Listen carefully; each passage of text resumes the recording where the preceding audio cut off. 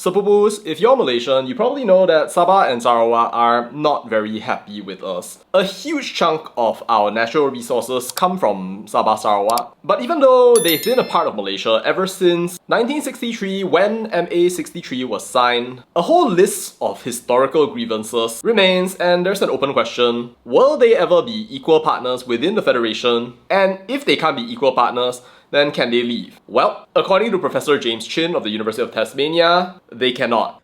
At least not without bloodshed.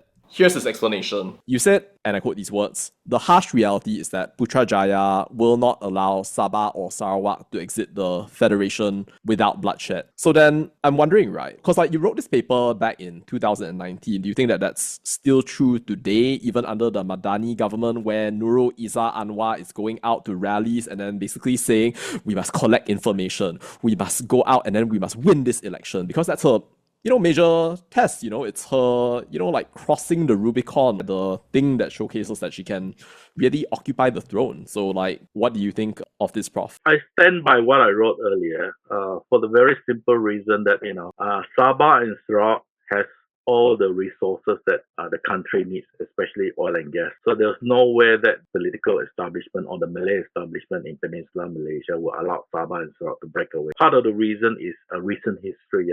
The Malay establishment in Malaya has never forgave the Tunku for allowing Singapore, Malaysia. Because we know back in 1964-65, right?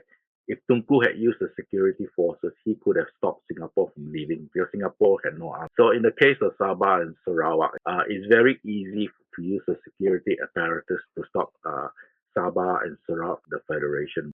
If you look at all the army camps, security camps in Sabah and Sarawak, they all control direct Putrajaya. There is no way they're going to allow Sabah and Sarawak without bloodshed. But that is a separate issue.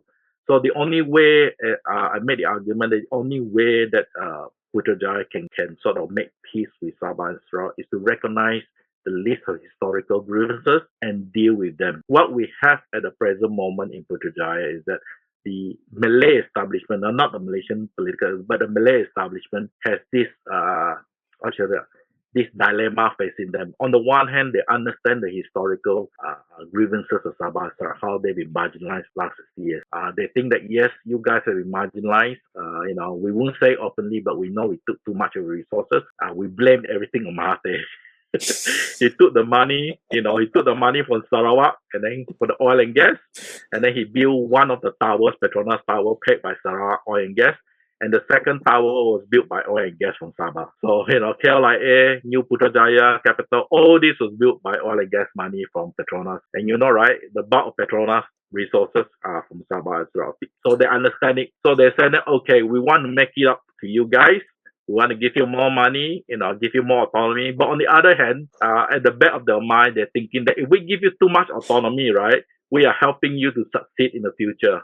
So yeah, Pupus, apparently that's the explanation. If Sabah and Sarawak ever decide they want to leave the Federation, they're not happy with how the Federation is managing the resources, apparently what's going to happen is that they're going to bring in the security forces, they will stop you from leaving, and that's just how it's going to be. I have to admit that I have my questions about that, and I wonder what you think, Sabahans and Sarawakians. Because when I look at your education system and your culture, I see that it's very different, and I think that there's a lot to learn from. For example, what Sarawak is doing with making English the main language of instruction, having its own education department, and all of those things out there. I think that you have a lot to rightly be proud of, and you should continue to be proud of it. But what do you think, Pupus? Is Sabah and Sarawak state nationalism completely doomed? Is it impossible to make it happen? Let me know your thoughts down in the comments.